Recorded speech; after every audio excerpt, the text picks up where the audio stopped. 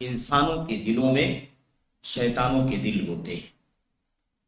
اس حدیث کی شرح میں علماء نے، شارحین نے، ہمارے سامنے ملا علی قاری رحمۃ اللہ علیہ کی ایک عبارت موجود ہے، اس میں یہ ہے، وہ بیان فرماتے ہیں کہ اللہ کے نبی علیہ السلام نے جو فرمایا ہے کہ ان کے دل ایسے ہوں گے جیسے انسانوں کے دلوں میں شیاطین کے دل ہوتے ہیں۔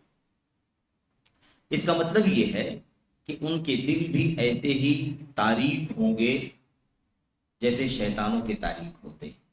ان کے دل ایسے ہی سخت ہوں گے، جو حق قبول نہیں کریں گے، حق بات ان پر اثر انداز نہیں ہوگی، قرآن کی آیت اثر انداز نہیں ہوگی، اللہ کے نبی کی حدیثیں اثر انداز نہیں ہوگی، جیسے شیطان پر اثر انداز نہیں ہوگی۔ ایسے ہی وسوسے، جو شیطان کا کام ہے، شیطان وسوسے ڈالتا ہے لوگوں کے دلوں میں، ایسے ہی یہاں بھی چیز پائی جائے۔ تلبیس یعنی حق پر پردہ ڈالنا، باطل کو پیش کرنا، حق اور باطل کو مکس کر کے، گڑبڑ کر کے لوگوں کے سامنے پیش کرنا، تاکہ لوگ کنفیوژن کا، اشتباہ کا شکار ہو جائیں اور فیصلہ نہ کر سکیں کہ حق کیا ہے، باطل کیا ہے۔ ایسے ہی ایسی رائیں پائی جائیں گی ان کے یہاں جو کسی لائق نہیں ہوں گی، یعنی وہ آرا ایسی ہوں گی جن آرا پر آدمی کان نہیں رکھ سکتا، اس کو سن نہیں سکتا، اس کا کوئی نتیجہ نہیں ہے، اس کا کوئی فائدہ نہیں ہے، اس طرح سے ان کی رائیں ہوں گی۔ ایسے ہی خواہشات ان کی ایسی ہوں گی، بالکل فاسد خواہشات، اللہ کی کتاب سے، اللہ کے نبی صلی اللہ علیہ وسلم سے ان خواہشات کی کوئی گنجائش نہیں، وہ مجرد خواہشات نفسانی ہوگی۔ یہ ساری چیزیں ان کے یہاں پائی جائیں گی جیسے شیطان کے یہاں پائی جائیں۔ تو اللہ کے نبی علیہ السلام نے جو فرمایا کہ انسانوں کے جسموں کے اندر شیطانوں کی دل جیسے ہوتے ہیں، اس کا مقصد یہی ہے کہ انہی چیزوں میں مشابہت بتلائی جائے گی، تاریکی ہوگی، سختی ہوگی، وسوسے ہوں گے، شبہات میں ڈالنا، کنفیوژن پھیلانا، بے سر بیر کی باتیں پیش کرنا، خیالات اور نفسانی خواہشات، یہی ساری چیزیں ان کے یہاں پائی جائیں۔ اور آپ اگر موجودہ وقت میں بھی جو حالات ہیں دنیا کے، اور بہت سارے فرقے، بہت سارے افکار، نظریات، ٹولیاں جو دکھائی دے رہی ہیں، اگر آپ ان پر نظر ڈالیں گے اور اہل علم کی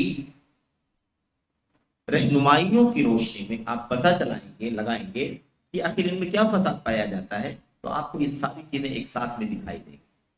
دلوں کے اندر تاریکی دکھائی دے گی، سختی دکھائی دے گی، حق قبول کرنے کا جذبہ نہیں دکھائی دے گا، ایسے ہی وسوسوں میں گھرے ہوئے دکھائی دیں گے، ایسے ہی تلبیس اور حق اور باطل کو خلط بلط کرنا، گڑبڑ کرنا، یہ دکھائی دے گا، اور عجیب و غریب قسم کے افکار، عجیب و غریب انداز کی سوچ، فکر ان کے یہاں دکھائی۔ بہرحال تو اسی بات کو اللہ کے نبی صلی اللہ علیہ وسلم نے ایک بہت ہی جامع انداز میں کہہ دیا۔ آپ نے فرمایا قلوبہم قلوب الشیاطین فی جثمان، ان کے دل شیطانوں کے دلوں کی طرح ہوں گے انسانوں کے جسموں میں۔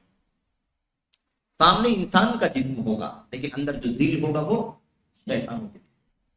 آپ سوچئے کہ یہ تعبیر نبی کریم صلی اللہ علیہ وسلم کی زبان سے نکلی ہوئی کتنی جامع ہوگی، کتنی دور رس ہوگی، کتنی دور تک پہنچنے والی ہوگی، کہاں تک کی باتوں، کہاں تک کے حالات کی طرف اللہ کے نبی علیہ السلام نے اشارہ فرما دیا۔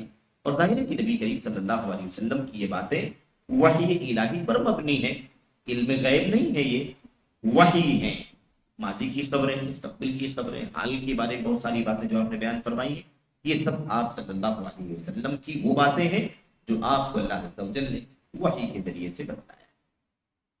عالم الغیب فلا یظہر علی غیبہ احدا الا من ارتضی من رسول، اللہ تبارک و تعالی عالم الغیب ہے، وہ اپنا غیب کسی پر ظاہر نہیں کرتا سوائے اس کے جو اس کا پسندیدہ رسول ہو۔ تو رسول تو اللہ کے پسندیدہ ہوتے ہیں، اپنے پسندیدہ رسولوں میں سے جس کو جو چاہتا ہے اللہ تعالیٰ بتلا دیتا ہے، اور بتلانے کے بعد کوئی چیز غیب نہیں ہوتی ہے، بتلانے کے بعد کوئی چیز غیب نہیں ہوتی، بتلانے کے بعد وہ چیز حاضر ہو جاتی ہے، ظاہر ہو جاتی ہے، معلوم ہو جاتی ہے، تو اس کو علم غیب نہیں کہا جا سکتا۔ ایسے ہی فتنوں کے ماحول میں، فتنوں کے حوالے سے اللہ کے نبی علیہ السلام نے ایک بہت اہم بات بیان، سارے فرقوں میں، ساری ٹولیوں میں، سارے حالات جو کچھ بھی ہمیں اس وقت دکھائی دے رہے ہیں، مستقبل میں حالات جو بھی ہوں گے، تو یہ ساری چیز وہاں دکھائی دے رہی ہے، ابھی دکھائی دے رہی ہے، اور مستقبل میں جو چیزیں آئیں گی اس میں بھی یہ چیزیں اور زیادہ کھل کر کے دکھائی دیں گی۔ وہ ہے خواہشات نفسانی کا فتنہ۔ سنت کے مقابلے میں، اللہ کے کلام کے مقابلے میں سلف صالحین جس طریقے پر چل کر کے امت کے سامنے پیش کر چکے ہیں آئیڈیل، اس کے مقابلے میں اپنی رائے، اپنی من چاہی باتیں، جو ان کا دل چاہتا ہے، جو ان کا من کہتا ہے، جو ان کی خواہش میں چیزیں آتی ہیں، اس کے پیچھے چلنا، اس کی غلامی کرنا، اس کی پیروی کرنا، یہ بھی مستقبل کے فتنوں میں سے ایک فتنہ ہے۔ اور اللہ کے نبی علیہ السلام نے اس بات کو بھی بڑی گہرائی سے سمجھایا۔ اللہ کے نبی علیہ السلام نے یہاں پر ارشاد فرمایا، اور یہ روایت ہمارے سامنے مسند احمد وغیرہ کی ہے اور صحیح روایت ہے۔ اس میں یہ ہے کہ اللہ کے نبی نے فرمایا کہ اہل کتاب یہود اور اہل کتاب نصارہ، اہل الکتابین دونوں کتاب والے، یہ لوگ اپنے دین میں فرقوں میں بٹ گئے۔ اللہ کے نبی علیہ السلام نے فرمایا کہ 72 فرقوں میں بٹے، یعنی عیسائیت 72 فرقوں میں تقسیم ہوئی، اس سے پہلے یہودیت 71 فرقوں میں تھی۔ اللہ کے نبی علیہ السلام نے فرمایا کہ یہ فرقہ، یہ امت بھی 73 فرقوں میں تقسیم ہو جائے گی۔ یہاں پر اللہ کے نبی علیہ السلام نے وہ باتیں جو بیان فرمائی تھی کہ سب کے سب جہنم میں جائیں گے سوائے ایک کے، اس کے بعد اللہ کے نبی علیہ السلام نے جب سمجھا دیا کہ وہ جماعت ہوگی، یعنی حق پر جمی رہے گی، حق پر قائم رہے گی، تعداد کم ہو زیادہ ہو اس سے کوئی مطلب نہیں۔ اس کے بعد آپ نے فرمایا وَإِنَّهُ سَيَخْرُجُ فِي أُمَّتِي، یہاں سے وہ بات ہے جو ہمیں خاص طور پر یہاں سمجھنا ہے۔ اللہ کے نبی نے فرمایا عنقریب میری امت میں، یقینی طور پر بہت جلد میری امت میں کچھ ایسے لوگ نکلیں گے تجارا بہم تلک الاہواء کما یتجارا الکلب بصاحبہ۔ اللہ کے نبی صلی اللہ علیہ وسلم نے فرمایا کہ وہ خواہشات نفسانی، منمانی چاہتوں کے پیچھے چلنا، یہ چیز ان کے اندر ایسے سرایت کی ہوئی ہوگی جیسے کتے کی بیماری یا کتے کی کاٹ لینے سے جو بیماری لگ جاتی ہے، وہ بیماری جیسے مریض میں سرایت کر جاتی ہے۔ کتا جب کاٹ لیتا ہے، آج کل میڈیکل سائنس بھی اس کی تصدیق کر رہی ہے، خیر یہ اضافی چیز ہے، یہ دلیل نہیں ہمارے لیے، بنیاد نہیں ہے، بس ایک اضافی چیز ہے، لوگوں کو سمجھانے کے لیے اس کا حوالہ دیا جاتا ہے۔ اور ہمارا اصول یہ ہے سلف صالحین کے طریقے کے مطابق کہ ان حوالوں کی اخیر میں گنجائش ہے، کتاب کے دلائل، سنت کے دلائل، سلف کے اقوال، حوالے، اس کے بعد اخیر میں محض ایک تائید اور تصدیق اور عملی نمونہ پیش کرنے کے لیے ہم اس کا حوالہ دے سکتے ہیں، دینا ضروری نہیں ہے، اور اولیت دینا تو جائز ہی نہیں کہ کوئی آدمی قرآن سے پہلے، سنت سے پہلے تجربات پیش کرے، پریکٹیکل حالات پیش کرے، اس کی سائنس کے تجربے، اس کے سائنس کے تجربے، یہ سب چیزیں شریعت کے اندر اس کی حیثیت اتنی ہے کہ آدمی اس کو بعد میں سارے دلائل کے بعد بیان کیا، کیونکہ کتاب و سنت سے جو چیز ثابت ہے اس کو ثابت کرنے کے لیے یا اس کو موقت کرنے کے لیے اس کی ضرورت ہی نہیں۔ کتاب و سنت محتاج نہیں ہے کسی کی رائے کے، کسی کے تجربے کے، یا کسی کی یا کہیں کے پریکٹیکل حالات کے، وہ تو قرآن کریم کی، نبی کی سنت کی باتوں کی شہادت ہے جو دنیا میں دکھائی دے رہی ہے اور دے گی، تو ہم اس طرح سے پیش کر سکتے ہیں۔ تو اللہ کے نبی علیہ السلام نے جو بات بیان فرمائی، کہنے کا مطلب یہ ہے کہ وہ چیز آج دنیا کے اندر دکھائی دیتی، کتا جس آدمی کو کاٹ لیتا ہے، اس میں جو جراثیم سرایت کر جاتے ہیں، وہ ایسے ہوتے ہیں کہ پورے جسم کے گوشے میں کوئی بھی رگ، کوئی بھی جوڑ باقی نہیں بچتا ہے جہاں تک وہ جراثیم سرایت نہ کر جائے۔ اللہ کے نبی نے فرمایا جیسے کتے کے کاٹنے کی وجہ سے جو بیماری ہے، وہ بیماری مریض کے اندر پورے طور پر سرایت کر جاتی ہے، ایسے ہی کچھ لوگ میری امت پیدا ہوں گے جن کے یہاں خواہشات نفسانی سرایت کر گئی ہوں گی، پورے طور پر پیوست ہو گئی ہوں گی، جگہ بنا لی ہوگی۔ اللہ کے نبی نے فرمایا لا يبقى منه عرق ولا مفصل، ایسا ہو جاتا ہے کتے کی کاٹنے کی وجہ سے کہ اس کے جراثیم جو ہیں، وہ مرض جو ہے کتے کی کاٹ لینے کا، وہ ایسے سرایت کرتا ہے کہ مریض کے جسم کی کوئی رگ باقی نہیں بچتی ہے، کوئی جوڑ باقی نہیں بچتا ہے جہاں وہ مرض سرایت نہ کرے۔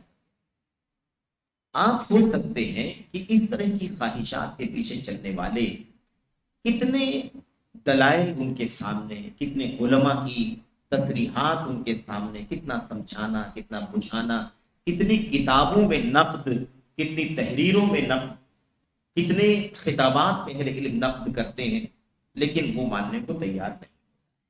کیوں نہیں مانتا ہے؟ اسی لیے کہ یہ نفس کی خواہش جو ہے وہ ایسے اس کے دل میں سرایت کی ہوئی ہے جیسے قلب کی بیماری مریض کے اندر سرایت کر جاتی ہے، آسانی سے نہیں نکلتا ہے، آسانی سے وہ جراثیم نکلتے نہیں ہیں، بالکل ایسے ہی۔ تو اللہ کے نبی علیہ السلام نے بات بیان فرمائی کہ ہر جگہ، ہر جوڑ پر، ہر جوڑ تک، ہر رگ تک وہ مرض پہنچ جاتا ہے، ایسے ہی خواہشات نفسانی ان کے دلوں کے اندر سرایت کرتی ہے۔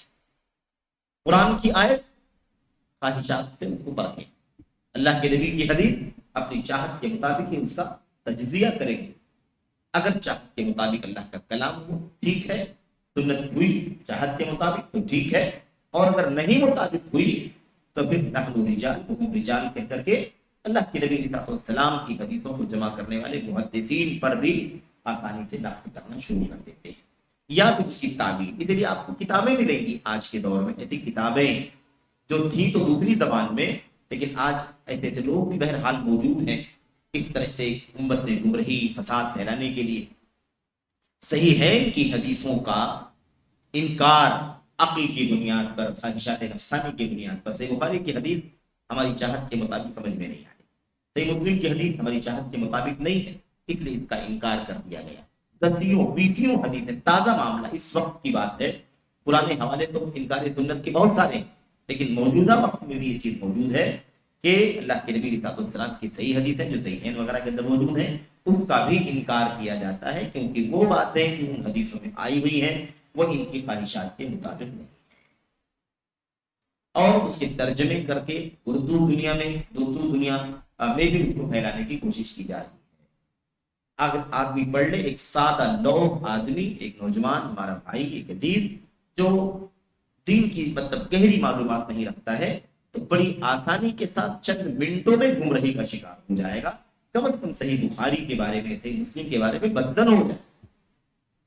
اس کی ایک مثال یہ بھی ہے، ابھی آپ دیکھ رہے ہیں نا جو حالات چل رہے ہیں ملک کے، اس پس منظر میں ام المؤمنین عائشہ صدیقہ رضی اللہ تعالیٰ عنہا کی عمر کو لے کر بھئی صحیح بخاری، صحیح مسلم اور دیگر کتابوں کے اندر ایک دم صحیح طور پر ثابت ہے کہ ام المؤمنین عائشہ رضی اللہ تعالیٰ عنہا کی عمر جب آپ کا بنا ہوا یعنی رخصتی ہوئی، وداعی ہوئی تو 9 سال، 6 یا 7 سال کی عمر میں عقد نکاح ہوا، اور ہجرت کے بعد مدینہ منورہ کے اندر جب ان کی عمر 9 سال کی تھی تو رخصتی ہوئی۔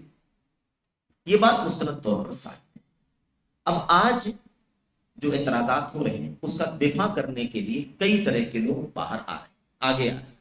ایک تو علم والوں کا دفاع ہے، اہل علم کا دفاع ہے کہ بھئی ان کی عمر 9 سال کی تھی، اور 9 سال کی عمر کم عمری نہیں ہے، بچپن نہیں ہے، اس معنی میں کہ بلوغت سے پہلے رشتے نکاح ہو گیا، بلوغت سے پہلے خلوت ہو گئی، بلوغت سے پہلے تعلقات ہو گئے۔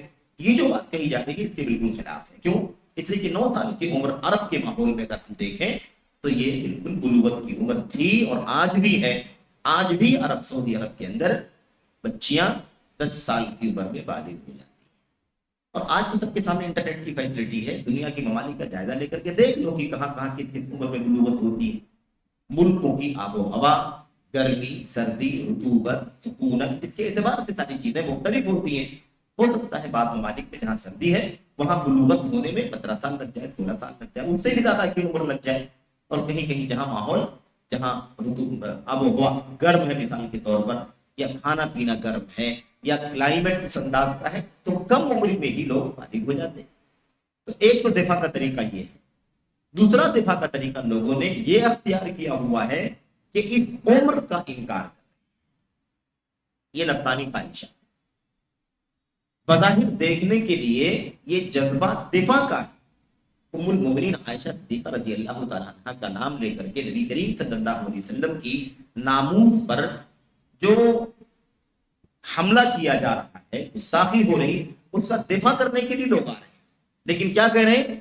اللہ کے نبی علیہ السلام نے جب ام المؤمنین عائشہ صدیقہ رضی اللہ تعالیٰ عنہ کی رخصتی ہوئی اس وقت ان کی عمر 9 سال کی نہیں تھی بلکہ 19 سال۔ پھر اس روایت کا کیا ہوگا؟ اس روایت میں امام بخاری رحمۃ اللہ علیہ سے روایت دینے میں غلطی ہوئی ہے، امام بخاری سے چوک ہوئی ہے، امام بخاری انسان ہی ہے، مجھ سے غلطی ہو سکتی ہے، اس طرح کی بات کہہ کر کے وہ دفاع کر رہے ہیں اللہ کے نبی صلی اللہ علیہ وسلم کا اور المومنین عائشہ صدیقہ رضی اللہ تعالیٰ۔ دفاع کا یہ طریقہ حرام ہے اسلام میں۔ کیوں؟ اس لیے کہ سچائی کے خلاف ہم چل رہے ہیں، اور ایک جو چیز سچ ہے اس کو چھوڑ رہے ہیں، اور ایک چیز جس کی کوئی دلیل نہیں ہے اس کو ہم پروو کر رہے ہیں، اور اس پروو کرنے کے لیے صحیح بخاری کا جو مستند درجہ ہے، اصح الکتب بعد کتاب اللہ، قرآن کریم کے بعد دنیا کی سب سے زیادہ صحیح ترین کتاب، اس کے اس اعتبار، اس کے اس استناد کو، اس اعتبار کو ختم کر رہے ہیں۔ اگر امام بخاری رحمۃ اللہ علیہ سے چوک ہوئی ہے، جہاں 9 کو 19 کو 9 ریوائنڈ کر دیا ہے، 19 سال کو 9 سال بنا دیا ہے، تو پھر کیا گارنٹی ہے کہ امام بخاری رحمۃ اللہ علیہ سے دوسری حدیثوں میں غلطی نہیں ہوئی ہے؟ عقیدے کی اس حدیث میں غلطی ہوگی، منہج میں یہاں غلطی ہوئی ہوگی، سنت میں یہاں غلطی ہوئی ہوگی، حلال و حرام کے فلاں مسئلے میں غلطی ہوئی ہوگی۔ یہ وہ خطرناک راستہ ہے جس راستے پر چل کر کے صحیح بخاری پر اس سے پہلے بھی حملے ہو چکے ہیں۔ مولانا قدودی نے اپنی کتاب کے اندر اس سے پہلے لکھا ہے، بڑی صراحت کے ساتھ لکھا ہے کہ امام بخاری رحمۃ اللہ علیہ انسان تھے، بہرحال وہ انسان ہی تھے، کتنا بھی ان کا پایا بلند ہو، ان سے غلطی ہونا کوئی بڑی بات نہیں۔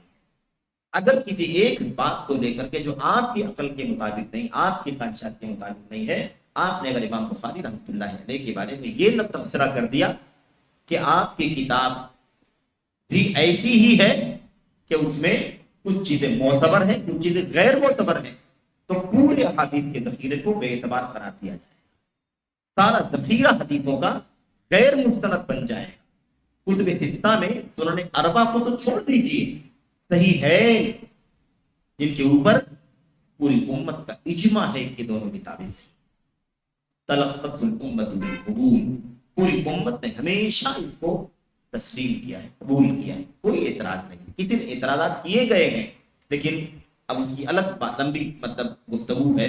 اس کا خلاصہ یہ ہے کہ جن لوگوں نے بھی صحیح بخاری صحیح مسلم کی حدیثوں پر اعتراض کیا تھا، اس کی سند کے حوالے سے، اس کے راویوں کے حوالے سے، اس میں 99.9 حق امام بخاری کے ساتھ ہے، حق امام مسلم کے ساتھ۔ اعتراض کرنے والوں کے پاس کچھ بھی نہیں، یہ حقیقت ہے۔ اور اس کا جائزہ لینا چاہیں تو مستقل کتابیں لکھی گئی ہیں، کئی کتابیں اس حوالے سے۔ بہرحال تو امام بخاری رحمۃ اللہ علیہ کے بارے میں یہ کہنا کہ ان سے غلطی ہو گئی ہے، اما عائشہ کی عمر جب رخصتی ہوئی تو 19 سال کی تھی، 9 سال کی نہیں تھی، یہ دفاع اللہ کے نبی علیہ السلام کا عائشہ کا نہیں ہے۔ ایک بات میں، ایک مسئلے میں دفاع کرنے کے لیے امام بخاری پر آپ نے انگلی لگا دی، آپ نے قلم چلا دیا، تو صحیح بخاری کے اندر 7,500 حدیثیں موجود ہیں، سب کے سب غیر معتبر ہیں۔ انکار سنت کا دروازہ کھول دیا، حدیثوں کا اعتبار ختم کرنے کے لیے آپ نے راستہ کھول دیا، یہ ہے نفس پرستی۔ پھر دوسری بات یہ ہے میرے بھائیوں، آئے کی بات ہو آگے، اس کے بعد شاید آ رہی ہے انشاءاللہ تبارک و تعالیٰ، کہ جو جس میدان کا ہو، اپنے میدان کا ایکسپرٹ ہو، وہ زبان کھولے۔ ہر میدان میں ہر آدمی زبان کھولنا شروع کر دے گا تو آپ بتائیے کہ کیا ہو؟ پھر تو عشوائی نظام ہو جائے گا، بدنظمی ہو جائے گی، جنگل ہو جائے گا۔ یہ دین نظم کا دین ہے، یہ شریعت اللہ تبارک و تعالیٰ کی طرف سے اتری ہوئی ہے۔ اللہ کے نبی علیہ السلام نے امت کو یہ تعلیم دی ہے کہ تخصصات کے مطابق علم حاصل کیا جائے، جیسا کہ اس سے پہلے بھی بات ہوئی تھی۔ تو بہرحال یہاں آپ دیکھیے یہی مسئلہ ہے کہ خواہشات نفسانی کے پیچھے چل کر کے لوگ نہ جانے کیسی کیسی باتیں کرتے ہیں۔ بظاہر وہ دفاع کر رہے ہیں، لیکن وہ دفاع نہیں کر رہے ہیں، وہ حدیث رسول کی استناد کی جڑیں کھول رہے ہیں، صحیح بخاری کو غیر معتبر ثابت کر رہے ہیں۔ صحیح بخاری کی حدیثوں پر ایک نقد ہے، اور اس بنیاد پر کل کسی بھی حدیث کو پیش کیا جائے گا اور کہا جائے گا امام بخاری کی ہے، تو کیا ہوا؟ امام بخاری سے غلطی ہو گئی، اس حدیث کو امام بخاری نے روایت کیا تو کیا ہو گیا؟ امام بخاری رحمۃ اللہ علیہ سے چوک ہوئی ہے۔ ان کی بات ضروری نہیں کہ معتبر ہی ہو، وہ بھی انسان تھے جیسے ہم انسان، اس طرح سے بہرحال۔ اور یہ چیز موجود ہے اس سے پہلے بھی اور آج بھی یہ سلسلہ چل رہا ہے. جادو سے متعلق روایت ہے، فلاں سے متعلق روایت ہے، اس سے متعلق روایت ہے، اور کئی ایک حدیثیں بہرحال اس کے بارے میں لوگوں نے انکار کا راستہ کھولا ہے.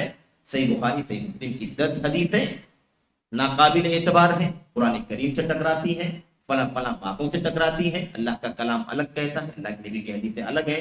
اس میں امام بخاری کی غلطی ہے، امام مسلم کی غلطی ہے. قرآن کی آیتوں کو نہیں چھوڑا جا سکتا ہے. امام بخاری کی حدیث ہے تو کیا ہوا، مسلم کی حدیث ہے تو کیا ہوا، ہم اسے قرآن کے مقابلے میں خاطر میں نہیں لائیں گے.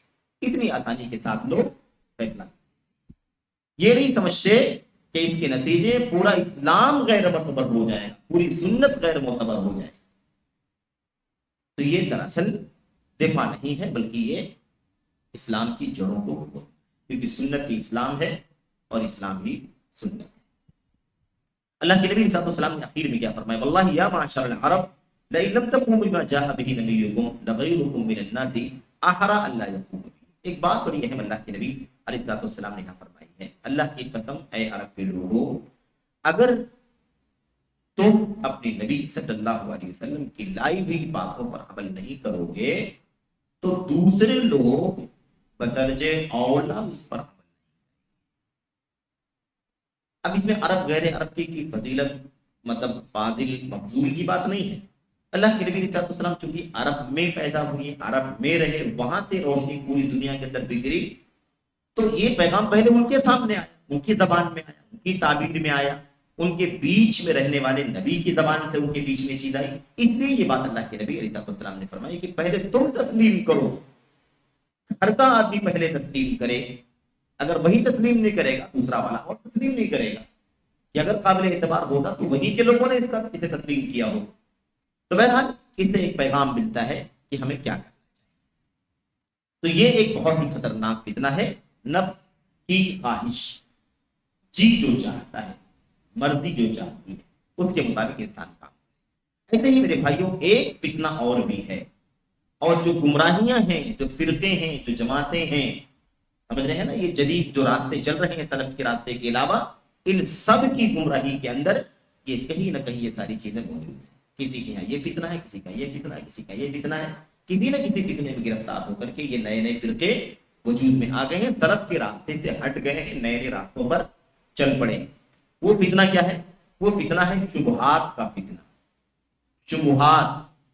شبہات کے فتنے کی وجہ سے بھی، یعنی کنفیوژن میں پڑ جانے والی چیزیں، ڈاؤٹ میں پڑ جانے والی چیزیں، جس کی وجہ سے انسان ڈاؤٹ میں پڑ جائے، شک میں پڑ جائے، یہ ہے یا یہ ہے، حق ہے یا باطل ہے، صحیح ہے یا غلط ہے، ماننا چاہیے یا نہیں ماننا چاہیے.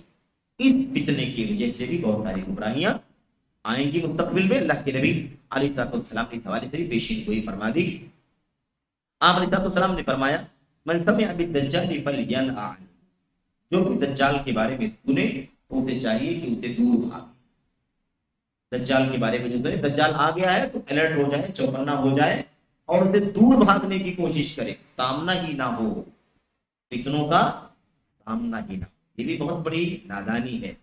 بہت سارے لوگ کہتے ہیں چلو سن کے دیکھنے میں کیا فرق پڑتا، سنتے تو صحیح ہے. خطرناک مسئلہ ہے. دوری رہنے کا حکم، دور رہنے کا حکم دیا جائے، اور جو جتنا بڑا فتنہ ہو، جہاں جتنا بڑا فتنہ ہو وہاں دوری اتنی ہی زیادہ ہونی چاہیے. اب مسئلہ یہ ہے کہ اللہ کے نبی علیہ السلام نے یہ بھی تو نہیں فرمایا کہ تم بڑے ایمان والے رہو، علم والے رہو، صلاحیت والے رہو تو تم مقابلہ کرو دجال کا، اور اگر ایسا نہ ہو تمہاری حالت تو تم دور رہو. آپ نے کیا فرمایا؟ من سمع بالدجال فلینأ، جو دجال کے بارے میں سنا اس کو کیا ہونا چاہیے؟ دور بھاگنا چاہیے. پتہ یہ چلا کہ فتنے کی جگہوں پر آدمی کو جانا ہی نہیں چاہیے. جس کا منہج واضح نہیں، جس کا عقیدہ واضح نہیں، جس کی تعلیم کا پتہ نہیں، جس کے اساتذہ کا پتہ نہیں، جس کے بیک گراؤنڈ کا پتہ نہیں، اس سے قریب ہی نہیں جانا ہے، دوری اختیار کرنی. اب اس سے یہ بھی مسئلہ ثابت ہوتا ہے کہ جس کے بارے میں پتہ ہو کہ اس کا منہج غلط ہے، اس کا راستہ غلط ہے، اس کی تعلیم دین کی نہیں ہے، یا اس کے پاس منہج کی کوئی مضبوطی نہیں ہے، اس کے اساتذہ منہج کے نہیں ہے، توحید و سنت کے نہیں ہے، اس کا بیک گراؤنڈ بھی دین کی تعلیم کا نہیں ہے، اس سے کتنا دور بھاگنا چاہیے بھائی؟ جس کے بارے میں پتا ہے. تو ان نون سے دور بھاگنا ہے تو جس کے بارے میں معلوم ہے کہ غلط راستے بھاگنا چاہیے کہ بھاگنا. یہ کتنا خطرناک مسئلہ. اللہ کے نبی علیہ السلام نے فرمایا فواللہ ان الرجل، یہ دیکھیے، فواللہ ان الرجل لیأتیہ وہو یحسب انہ مؤمن فیتبعہ مما یبعث بہ من الشبہات. اللہ کے نبی علیہ السلام نے فرمایا اللہ کی قسم، آدمی دجال کے پاس آئے گا اور وہ اسے مومن سمجھے گا اور مومن سمجھ کر کے اس کی پیروی کرنے گا. کیوں ایسا ہوگا؟ آپ نے آگے کہا مما یبعث بہ من الشبہات، اس کی وجہ یہ ہوگی کہ وہ ایسی شبہات کی چیزیں پیش کرے گا کہ آدمی کنفیوژن میں پڑ جائے. لیما یبعث بہ من الشبہات، اس لیے کہ بہت ساری شبہات پھیلائے گا وہ، اور وہ باتیں ہمارے سامنے ہیں.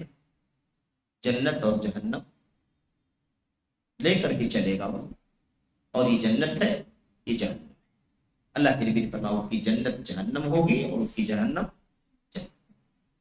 ہے. تو کہنے کا مطلب یہ کہ شبہات کی وجہ سے بھی ایسی چیزیں. اب آج لوگ کرامتوں کے نام پر کتنی چیزوں کے پیچھے بہہ گئے. شعبدہ بازی، مکاری، یاری، جادو، کہانت، نظر بندی، اس کو لوگوں نے کیا سمجھا ہوا؟ کرامت. کرامت سمجھا ہوا. پیمانہ کیا ہے؟ صرف خارق عادت، یعنی غیر معمولی چیز، معمول کے خلاف چیزیں جو عام طور پر ہوتی ہیں اس کے علاوہ، جو چیز عادتاً ہوتی ہیں اس کے علاوہ انوئی چیزیں دیکھتے ہیں تو اس کو کرامت سمجھتے ہیں. کرامت کا فیصلہ کرنے سے پہلے اس کو ایمان و عقیدے کا جائزہ یہ کہ اس کا ایمان درست ہے یا نہیں درست، وہ توحید پر ہے کہ نہیں، سنت پر ہے کہ نہیں، فرائض کی پابندی کرتا ہے کہ نہیں کرتا ہے. اسے ولی سمجھنا، اسے اس کی حرکتوں کو کرامت سمجھنا. امام شافعی رحمۃ اللہ علیہ نے اپنی کتاب میں کہا ہے اذا رأيتم الرجل يمشي على الماء ويطير في الهواء فلا تغتروا به حتى تعرفوا امره على الكتاب. جب تم کسی آدمی کو دیکھو کہ وہ پانی پر چل رہا ہے یا ہوا میں اڑ رہا ہے تب بھی اسے دھوکہ مت.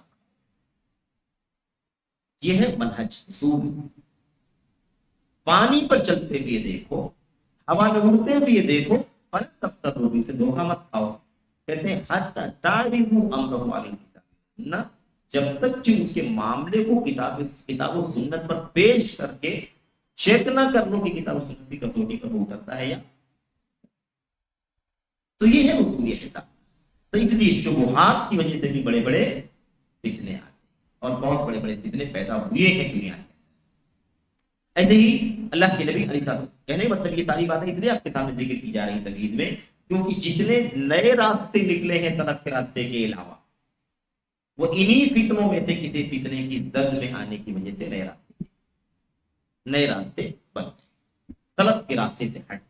تو راہ سلف کے علاوہ نئے جدید مناہج، مطلب نئے راستے، سلف صالحین کے راستے کے بعد نئے راستے جو بھی نکلے ہیں اس کے اسباب کیا. ایسے ہی اللہ کے نبی علیہ السلام نے بھی بیان فرمایا تھا کہ ایک فتنہ دنیا میں میری امت کے اندر یہ بھی پیدا ہوگا کہ دنیا میں ایسے ایسے رہبر، ایسے ایسے پیشوا، ایسے ایسے اغوا اور قائدین پیدا ہوں گے جو امت کو مس گائیڈ کریں گے. برے علماء، برے ائمہ، برے مرشدین، برے پیر، ہے نا، اس طرح کے جو لوگ ہوں گے یہ بھی امت کے فتنوں میں سے ایک فتنہ ہے. اب یہ بات ایک دم طے ہے، ایک دم طے ہے. اللہ کے نبی علیہ السلام نے فرمایا ہے کہ علماء ہوں گے، لیکن وہ علماء کیسے ہوں گے؟ مضلین، گمراہ کرنے والے. اغوا ہوں گے، پیشوا ہوں گے، لوگوں کو اپنی قیادت میں لے کر کے چلیں گے، لیکن راہ حق کی طرف نہیں، باطل کی طرف. اس کوئی بھی چیز ہو سکتی ہے وہ، لیکن کتاب و سنت سے کہ اللہ کے نبی علیہ السلام نے فرمایا صلی اللہ علیہ وسلم غیر الدجال اخوف علی امتی من الدجال. اللہ کی فرماتے ہیں کہ میری امت کے لیے دجال سے بڑھ کر کے بھی ایک بڑا خوفناک فتنہ ہے.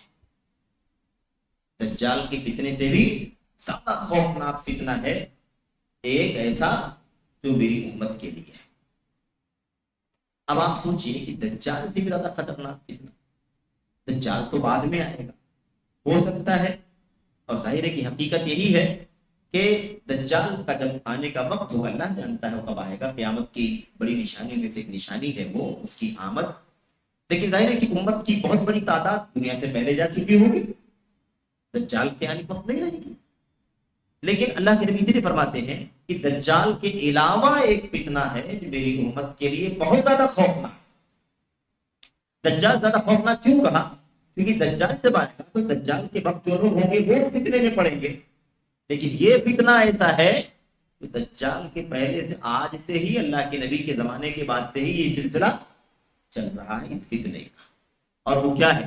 کہتے ہیں فلما خشیتو ان یدخل قلت یا رسول اللہ، ایک واقعہ ہے، اللہ کے نبی کے ساتھ صحابی چل رہے تھے ابو ذر رضی اللہ تعالیٰ عنہ، اور گھر میں داخل ہونے سے پہلے پہلے اللہ کے نبی نے یہ فرمایا، تو آپ نے کہتے ہیں کہ میں نے پوچھا اے اللہ کے رسول صلی اللہ علیہ وسلم، ابھی آپ کہہ رہے تھے کہ دجال کے علاوہ ایک بہت بڑا فتنہ ہے میری امت کے لیے، بڑا خطرناک خوفناک، تو وہ کون سا فتنہ ہے آپ بتا دیجیے۔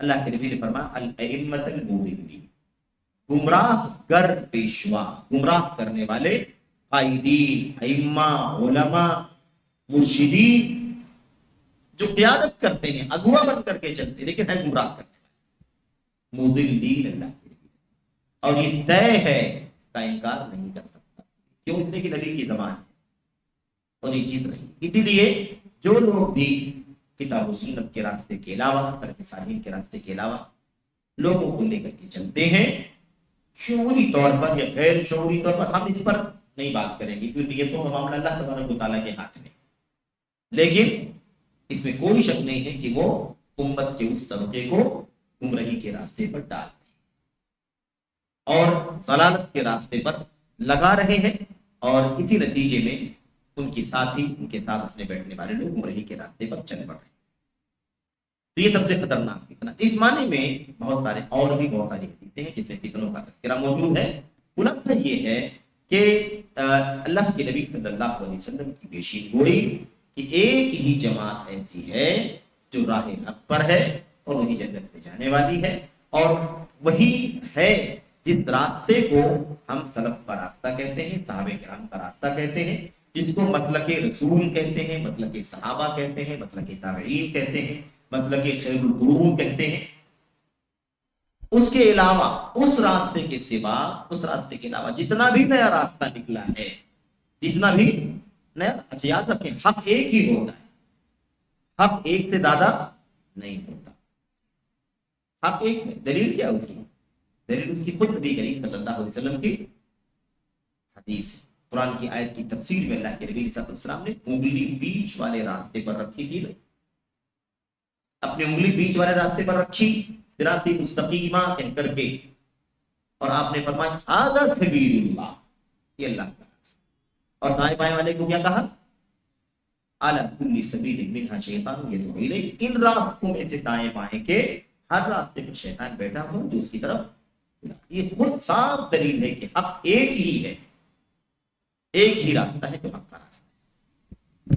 اب یہ جو حق کا راستہ ہے جس کے بارے میں اللہ کے نبی صلی اللہ علیہ وسلم نے فرمایا تھا ما انا علیہ اليوم واصحابی، جس راستے پر آج میں اور میرے صحابہ چل رہے ہیں وہی راستہ حق ہے، اس راستے پر جو بھی، جب بھی دنیا کتنی بھی کشادہ ہو جائے، وقت اور زمانہ کتنا بھی آگے چلا جائے، جو لوگ بھی اس راستے پر چلیں گے وہی حق پرست ہوں گے، وہی حق پرست ہوں گے، ان کا نام جو ہے نا، اللہ کے نبی صلی اللہ علیہ وسلم نے اپنی حدیثوں میں جماعت دیا، اسی کو اللہ کے نبی صلی اللہ علیہ وسلم نے کہا، آپ نے فرمایا فرقہ ناجیہ اسی کا نام ہے، طائفہ منصورہ اسی کا نام ہے، ایسے ہی اہل السنت انہی کا نام ہے کیونکہ سنت پر چلتے ہیں، اہل الحدیث انہی کا نام ہے، اہل سنت والجماعت انہی کا نام ہے۔ لیکن ایک بات خاص طور پر میں آپ کے سامنے ذکر کر دوں کہ یہ سارے نام اللہ کے نبی صلی اللہ علیہ وسلم کی حدیثوں میں اور یا تو امت کے سلف، صحابہ، تابعین، تبع تابعین اور ان کے راستے پر چلنے والے علماء کی کتابوں میں یہ سارے نام پائے ہوئے ہیں، یہ سارے نام اسی کے ہیں جو اس راستے پر چلنے والے، ماضی میں، حال میں، مستقبل میں، قیامت تک جو اس راستے پر چلیں گے ان کے یہ سب صفاتی نام ہیں۔ لیکن ان صفاتی ناموں میں سے بھی اگر کوئی نام کوئی ہتھیا لے، کوئی نام اختیار کر لے، کسی خاص عقیدے نظریے سوچ کے ساتھ اس نام کو جوڑ لے، وابستہ کر لے، تو اس سے بھی امتیاز کرنا ضروری ہے. سمجھ رہے ہیں؟ یہ اس لیے ضروری ہے کہ اگر یہ امتیاز نہیں کیا جائے گا تو پھر حق اگلے مرحلے میں جا کر کے خلط ملط ہوگا، مکس ہو جائے. اللہ کے نبی صلی اللہ علیہ وسلم کی حدیثوں میں نام آئے ہوئے ہیں. اب وہ نام کوئی باطل راستے پر چلنے والا پکڑ لے اور کہے کہ ہم ہیں، مثال کے طور پر کوئی کہ ہم اہل سنت والجماعت، یا ہم سنی ہیں مثال کے طور پر. تو اب جیسے سنی کی بات کریں، اہل سنت کا لفظ ہم سنتے ہیں، اہل سنت کا دو اطلاق، حالانکہ سب باتیں آگے آئیں گی انشاءاللہ تفصیل سے بھی. اہل سنت کا دو اطلاق، ایک اطلاق اہل سنت بمقابلہ اہل تشیع، یعنی شیعہ اور سنی جس کو ایک خاص استعمال ہے، اور ایک استعمال ہے اہل سنت کا مطلب اہل بدعت کے بالمقابل. اب اس میں سارے لوگ آ جائیں، سارے کے سارے لوگ آ جائیں گے. اور بدعت کا جب کہا جائے اس کے اندر رائے بھی ہے، اس کے اندر عقل بھی ہے، اس کے اندر شبہات بھی ہیں، اس کے اندر شہوات بھی ہیں، اس کے اندر خواہشات نفسانی بھی ہیں، اس کے اندر کسی بھی طرح کا کوئی نظریہ انکار سنت ہے، رافضیت ہے، اس کے اندر خارجیت ہے، اس کے اندر قدریت ہے، اعتزال ہے، جہمیت ہے، تعطیل ہے، ساری بدعتیں ساری گمراہیاں اس کے اندر آ جائیں گی. اب آج مثال کے طور پر ہم کتاب و سنت پر چلنے والے ما انا علیہ اليوم و اصحابی جو ہیں، انہی کا ایک نام اہل سنت بھی ہے. یوم تبیض وجوہ وتسود وجوہ، قرآن میں اللہ فرماتا ہے اس قیامت کے دن کچھ چہرے روشن ہوں گے، کچھ چہرے کالے ہوں گے. ابن عباس رضی اللہ تعالیٰ کیا فرماتے ہیں؟ اہل سنت کے چہرے روشن ہوں گے، اہل بدعت کے چہرے سیاہ. لیکن آج اگر کوئی مثال کے طور پر اس نام کو اپنے لیے استعمال، تو اب ہمیں اور زیادہ آگے بڑھ کر کے اگلے پوائنٹ پر امتیاز کرنا پڑے گا کہ نہیں، یہ جو اپنے آپ کو آج اہل سنت کہہ رہے ہیں، ہم بھی اہل سنت ہیں، لیکن اب اہل سنت کہنے والے ایسے بھی لوگ ہیں جن کے یہاں یہ انحرافات پائے جاتے ہیں. اس لیے ہم اور زیادہ خصوصی امتیاز کر کے اپنے آپ کی پہچان کرائیں کہ ہم یہ ہیں. یہ ضروری ہے. اسی لیے اس مسئلے کو بھی سمجھنا ضروری ہے کہ اہل سنت والجماعت ہے نا، یا ایسے ہی طائفہ منصورہ، فرقہ ناجیہ، یہ سب جو نام ہیں نا، ان ناموں کو اور لوگ بھی استعمال کرتے ہیں. تفصیلات میں نہیں جاتا ہے کیونکہ آگے وہ سب باتیں. تو اسی لیے آج یہ فرق سمجھنا ضروری ہے کہ اہل حدیث کہنے میں اور اہل سنت والجماعت کہنے میں کیا. اپنے ماحول کے حساب سے بات کر رہا ہوں، بر صغیر کے حوالے سے بات کر رہا ہوں. ورنہ آپ خلیج میں جائیے، بلاد حرمین شریفین میں جائیے، ان کا کوئی فرق نہیں. اہل حدیث، اہل سنت والجماعت، طائفہ منصورہ، فرقہ ناجیہ، سلفی، اثری، اب جو بھی کہہ دیتے کوئی مسئلہ نہیں. تو یہ عام اطلاق ہے. لیکن اگر آج اہل سنت والجماعت کہنے سے کوئی دوسرا بھی داخل ہو جاتا ہے تو اس کا مطلب یہ ہوگا کہ یہ نام اب جامع نہیں رہ گیا ہمارے لیے، مانے نہیں رہ گیا ہمارے لیے، اس میں اور بھی آدمی گزرے ہیں. سمجھ رہے ہیں نا؟ اس لیے آپ کہیں کہ نہیں ہم اہل حدیث ہیں. آپ کو اہل الحدیث کہنے والا شاید دنیا میں کوئی نہیں. یہ بھی عجیب بات ہے. اہل الحدیث کہنے والا، اہل الاثر کہنے والا کوئی بھی نہیں ملے گا سوائے ان لوگوں کے اب تک جو ہم دیکھ رہے ہیں، جو اللہ کی کتاب، نبی کریم صلی اللہ علیہ وسلم کی سنت پر، صحابہ کرام، تابعین، تبع تابعین کی راہ پر چلنے والے لوگ ہیں. تو ہندوستان کے، پاکستان کے، بر صغیر کے ماحول میں آپ جان لیجئے کہ اہل الحدیث کہنے سے پورا امتیاز ہو جاتا ہے کہ ہم کسی معمولی مسئلے بھی اللہ کے نبی علیہ الصلوۃ والسلام کی سنت اور سلف کے راستے سے نہیں کرتے. اہل سنت والجماعت کا نام نہ جانے کتنے لوگوں نے اختیار کیا ہوا ہے، اہل سنت کا نام نہ جانے کتنے لوگوں نے اختیار کیا ہوا ہے. تو اس لیے امتیاز ہم کر سکتے ہیں تاکہ لوگوں کو گمراہی سے بچایا جائے، لوگ دھوکے میں نہ آ جائیں، لوگ بہک نہ جائیں، بھٹک نہ جائیں کہ اپنے آپ کو اہل سنت کہتے ہیں، اہل سنت تو ہیں क्या फर्क है, अहले सुन्नती तो हम भी हैं। इसलिए जहां जहां भी इस बात की नौबत आए कि यहाँ गुमराही फैल रही है, लोग बहक रहे हैं, तो हमें चाहिए कि हम इम्तियाज करके लोगों को बतलाएं कि हम कौन है और ये नाम हमारा क्यों। अच्छा जनाब अली, अब इस रास्ते के सिवा, ये है वो रास्ता जिसको हम मनहजे सलफ कहते हैं। इसके अलावा जितने रास्ते निकले हैं वो सब जदीद रास्ते, मनहज मतलब रास्ते, जदीद मनहज की हकीकत, यानी जो नए रास्ते सलफ के रास्ते के अलावा निकले हैं उनकी क्या हकीकत, वो कौन से रास्ते हैं। उन रास्ते बहुत सारे रास्ते हैं, खरजियत है, राफिदियत है, शीयत है, इत्तिजाल है यानी अकलानियत है, जहमियत है यानी अल्लाह के अस्मा और सिफात के अंदर गुमराहियां हैं, अशअरियत है, ये भी गुमराही वाला फिरका है जिसके अंदर ये लोग 7 मतलब सिफात का इनकार करते हैं, 7 सिफात को मानते हैं, बकिया का इनकार करते हैं। ऐसे मातुरिदियत है, कदरियत तकदीर का इनकार, जबरियत है, मजबूर बना देने का अकीदा की तकदीर के पीछे इंसान मजबूर है। ऐसे इर्जा है, अमल और अकीदे को, ईमान और अकीदे को और अमल को अलग करना, ईमान को अकीदे से, अमल को ईमान से दूर करना। ऐसी सूफियत है, फिर सूफियत के सिलसिले हैं चिश्तियत, कादरियत, सहरवर्दियत है ना, ऐसे ही कुतुबियत। ऐसे ही आप देखें शादिली फिरका है, ठीक है, हमारे बीच में नहीं है, हमें नहीं मालूम, बहरहाल लेकिन है दुनिया के अंदर। ऐसे ही आप देखिए कि हमारे मुल्कों के अंदर बरेलवियत है, देवबंदियत है, तबलीगों का फितना है, इख्वानियत है, मौदूदियत है, सुरूरियत वगैरह का फितना अरब के अंदर निकला है, लेकिन उसका भी आज दुनिया के अंदर चूंकि मीडिया ने सबको इकट्ठा कर दिया है, मीडिया ने सारी दूरियां खत्म कर दी हैं, आज यहाँ भी उस नजरिए के लोग मानने वाले कहीं ना कहीं नजर आते हैं, चाहे वो नाम लेकर के सुरूरी ना कहते हो अपने आप को, लेकिन नजरिया वही है उनके जो सुरूरी का नजरिया है, नायब बिन ज़ैनुल आबिदीन का। कुतुबियत, सैयद कुतुब की गुमराहियों वाला नजरिया रखने वाले बहुत सारे लोग मौजूद हैं। ये दंगे, ये फसाद, ये कत्ल, ये गारतगिरी, ये खूंरेजी, ये बम धमाके, ये सब क्या, ये सब कुतुबियत के रास्ते हैं, इख्वानियत के रास्ते जो हमारे मुल्कों में दिखाई दे रहे हैं। ऐसे ही हद्दादियत एक फिरका है जो वही खारजियत का ही रास्ता है, लेकिन खारजी बाहर निकल जाता है और ये लोग बाहर नहीं निकलते हैं, लेकिन अपनी तकरीरों में, अपनी तहरीरों में अवाम को वही रास्ता दिखाते हैं बगावत वाला, ये हद्दादी कहलाते हैं। ऐसे ही कादियत भी उसी से मिलता जुलता है। ऐसे ही इस्लाम से निकल करके है ना बेदीन हो जाने का मामला, कितने लोग अजीब गरीब अक्ल के पीछे भागते हैं कि दीन से बाहर निकल जाते हैं। यानी आज दुनिया के अंदर न जाने मतलब कितने लाख, कितने करोड़ लोग हैं जो मिसाल के तौर पर नमाज नहीं पढ़ते, करोड़ों लोग हैं, लाखों लोग हैं जो शराब पीते हैं, सूद खाते हैं। अब ऐसे अकलानी लोग आपको मिलेंगे जो कहते हैं कि अगर हम मान लें कि बेनमाजी, नमाज नहीं पढ़ने वाला आदमी जहन्नम में जाएगा, तो ये कैसे सही हो सकता है। इतने सारे लोग जो है रोड पर लोग चल रहे हैं, भीड़ है, एक मुसलमान है, बिल अब्दुल रहमान नाम है, मुस्लिम घराने से ताल्लुक रखते हैं, बाप दादे उनके मुसलमान थे।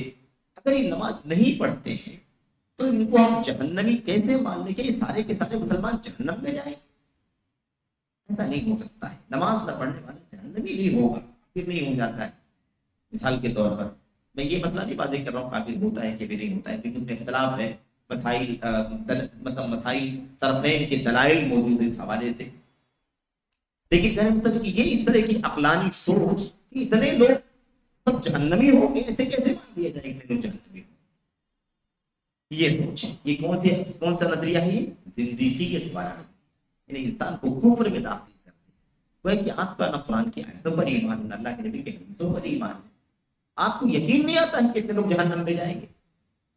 क्यों? इस्लाम का नाम लेवा होना, इस्लाम का दावा करना और इस्लाम को ज़बानी तौर पर उसका मतलब तज़किरा करना, ये क्या काफी है मुसलमान होने के लिए?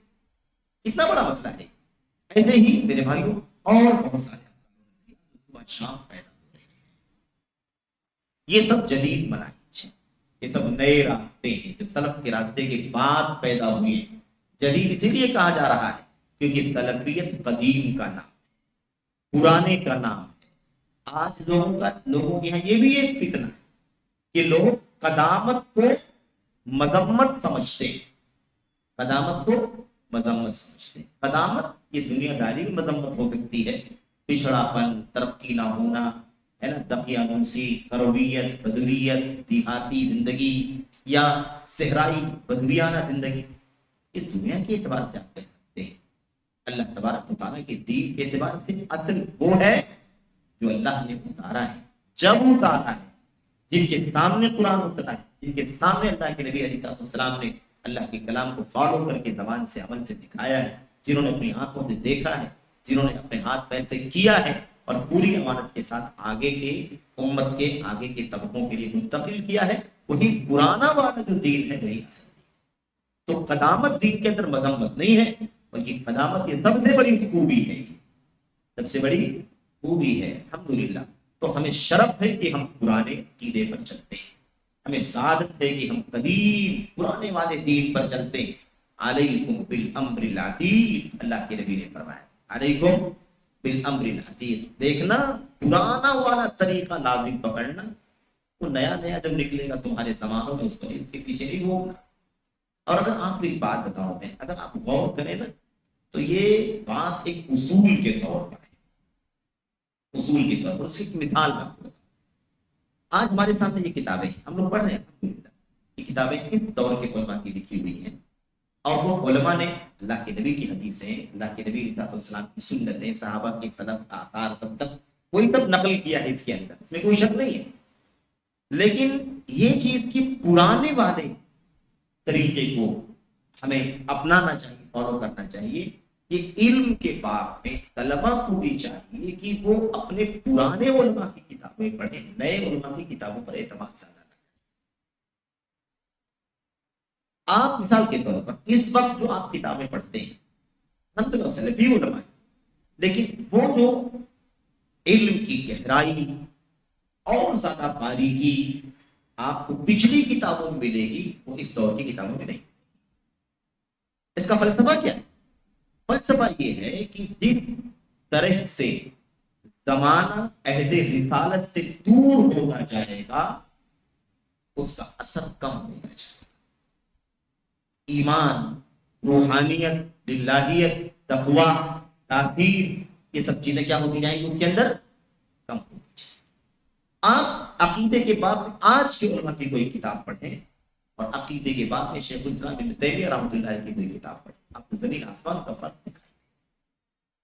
इसलिए उम्मत के उलमा आज भी इस बात की रहनुमाई करते हैं कि तलबा को चाहिए, तलबा उलमा तलबा है जिनका सुबह शाम का मशगला है, अरबी जबान से पढ़ते हैं सारे उलूम, उनको चाहिए कि जदीद नई किताबों पर एतमाद ना करें, पढ़ें, उसे इस्तेमाल करें, लेकिन उनको चाहिए कि वो पुरानी वाली किताबें, इस्लाफ की किताबें जो है ना, उन किताबों से रुजू करें।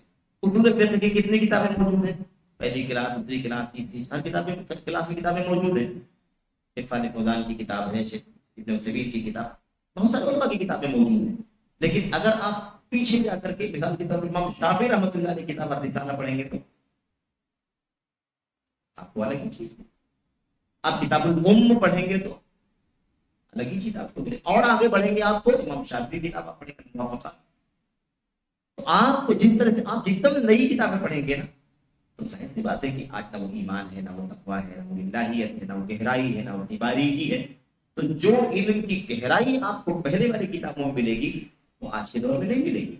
इसका मतलब ये नहीं कि आज की किताबों की अहमियत नहीं है, कहने का मतलब ये है कि इससे कहीं ज्यादा अहम, इससे कहीं ज्यादा इल्मी, इससे कहीं ज्यादा मतलब गहरी किताबें आपको पेश की जाएगी। तो ये चीज बहुत अहम है। इससे मालूम पड़ता है कि हमें क्या करना है, पीछे की तरफ जाना, पुरानी वाली चीज, हमें वहां से जो चीज मिलेगी वो चीज कहीं और नहीं मिलेगी।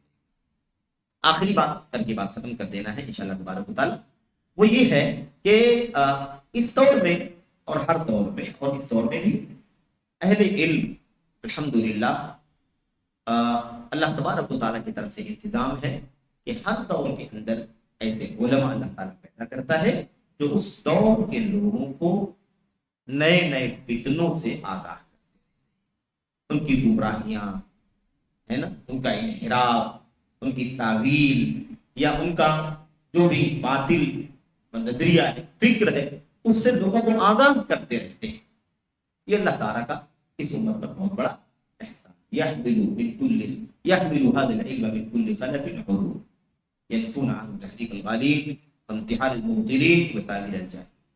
اللہ تعالیٰ کا نظام جتنا بھی کاٹ چھانٹ اونچ نیچ گھٹایا بڑھایا تعویل ہے نا تحریف جو کچھ بھی کیا جا رہا ہوگا الحمدللہ اللہ تعالیٰ کا نظام ہے کہ ایسے علماء کو پیدا کرتا ہے تو یہ سب کو چھانٹ کر کے سب کو الگ الگ کر دیتے ہیں اور الحمدللہ امت کو گمراہی سے بچانے کے لیے ذمہ داری ادا کرتے ہیں شبہات کا خاتمہ کرتے ہیں اور جو بھی اس طرح کی چیزیں اپنے کتابوں میں اور آج تو میڈیا کا دور ہے جو بھی اس کے ذریعے سے پھیلایا جاتا ہے الحمدللہ اس کا مسکت اور مدلل جواب دے کر کے امت کے لوگوں کو آگاہ کرتے ہیں تاکہ امت گمراہی سے اپنے آپ کو بچے. اچھا یہی ضروری بھی ہے یہی کیا ہے ضروری حق انہی کو ہے انہی کو حق ہے جو علماء امت کے کبار علماء ہیں جو امت کے مقتدر علماء ہیں جنہیں اللہ تبارک و تعالیٰ نے گہری بصیرت عطا فرمایا گہرا علم عطا فرمایا ہے ان کی ذمہ داری کیونکہ وہی حالات کی نزاکت کو سمجھ سکتے ہیں وہی فتنوں کی سنگینی کو سمجھ سکتے ہیں وہی اتنا زیادہ مخلص ہے امت کے حق میں کہ خیر خواہی کے حوالے سے کہ امت کی رہنمائی کر اسی لیے عوام تو عوام ہے طلبا کو علماء کو بھی اس بارے میں اس وقت تک زبان نہیں کھولنا چاہیے جب تک کہ امت کے بابصیرت علماء زبان نہ کھولے قلم نہ چاہیے. اب اس حوالے سے آپ بہت ساری مثال دیکھ سکتے ہیں قریب میں آپ کے سامنے مثال کے طور پر داعش کا معاملہ دیکھ داعش کا معاملہ جب آیا تو اکثر لوگوں کو کوئی شعور نہیں کوئی سپورٹ کر رہا ہے کوئی کچھ کر رہا ہے کوئی کچھ کر رہا ہے کوئی حمایت کر رہا ہے کوئی اسلامی حکومت سمجھ رہا ہے کوئی کچھ کہہ رہا ہے لیکن زیادہ دن نہیں گزرے الحمدللہ امت کے مقتدر اور بابصیرت علماء نے اس کی حقیقت کھول دی اور زیادہ ہی بہت ہی جلد ہی زیادہ دن نہیں گزرے تھے پوری دنیا کے لوگوں نے اس کی حقیقت کو سمجھ لیا کس کی کیا جن لوگوں نے بیعت کرنے کے لیے ہاتھ بڑھایا تھا بعد میں لوگوں نے پیچھے ہاتھ ہٹایا ہے کہ یہ کیا ہے اس کو آپ شہوتوں کا فتنہ کہیں شبہات کا فتنہ کہیں خواہشات نفسانی کہیں جو بھی آپ کہیں کہیں نہ کہیں یہ ساری چیزیں اس میں شامل تو امت کے علماء کی رہنمائی ابھی یہ جو حالات کورونا وغیرہ کے لیے اس میں آپ دیکھیے امت کی رہنمائی کرنے کے لیے مطلب امت کی رہنمائی کا انتظار کرنا ضروری ہوتا ہے جو بڑے علماء ہیں ورنہ مسائل کھڑے ہو جائیں گے.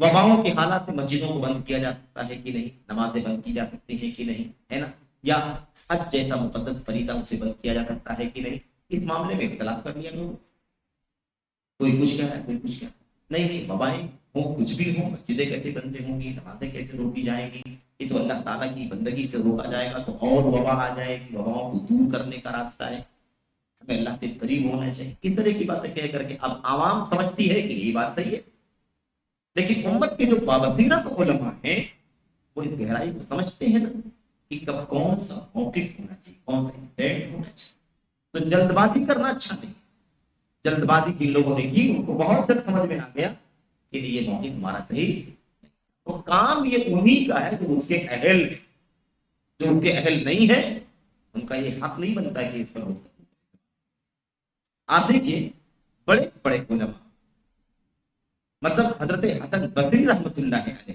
جو ان کے امام ہیں تابعین میں سے ان کے شاگرد کہتے ہیں ان کے شاگرد ہیں اور وہ کہتے ہیں کہ ہم لوگ فتنہ آتا تھا چلا جاتا تھا ہم لوگوں کو بات معلوم پڑتا اور حسن بصری فتنے کے آنے سے پہلے ان کی نزاکت کو بھانپ لیتے تھے کہ فتنہ آنے تو اگر تابعین اور تبع تابعین کی یہ حالت کی مثال کے طور پر تو آج کل کی ہماری کیا حالت ہوگی میرے بھائی تو مسئلہ یہ بڑا پیچیدہ ہے کہ فتنے نہیں سمجھ پاتے اہل علم اور وہ بھی گہرے علم والے ہی اس چیز کو سمجھتے ہیں جن کی نظر پوری دنیا پر ہوتی ہے ہر طرح کے حالات پر نظر رکھتے ہیں کون سی چیز کہاں سے آ رہی ہے کیا آ رہی ہے اس کو جانتے ہیں کون سا فرقہ وجود میں آیا کون سا نظریہ چل رہا ہے اس کے پیچھے کون کام کر رہا ہے وہ کون ہے اس کی حقیقت کیا ہے اس کا علم کیا ہے وہ ساری چیزیں دیکھنے کے بعد امت کی رہنمائی کرتے ہیں. بہرحال اللہ کے نبی صلی اللہ علیہ وسلم کی ہمارے سامنے بہت ساری سنتیں ہیں بہت ساری باتیں ہیں اور اسی لیے روزمرہ عام زندگی میں تو چلو ٹھیک ہے کوئی بات نہیں ہے ہر طالب علم چھوٹا عالم رہنمائی کرتا رہتا ہے جو بھی اس کی بس میں ہے لیکن فتنہ جب کوئی رونما ہو جائے، کوئی نازلہ آ جائے، یعنی ہنگامی کوئی مصیبت رونما ہو جائے، اس موقع پر پوری امت کو فتنے سے بچانے، آفتوں سے بچانے کے لیے اللہ تعالیٰ جن کو چنتا ہے وہی مسلائے۔ امام احمد بن حنبل رحمۃ اللہ علیہ کے دور میں خلق قرآن کا فتنہ، امام احمد رحمۃ اللہ علیہ کے ساتھی، ان کے ساتھ اٹھنے بیٹھنے والے، ان کے پائے کے قریب کے علماء بھی فتنوں میں سنبھل نہیں سکے۔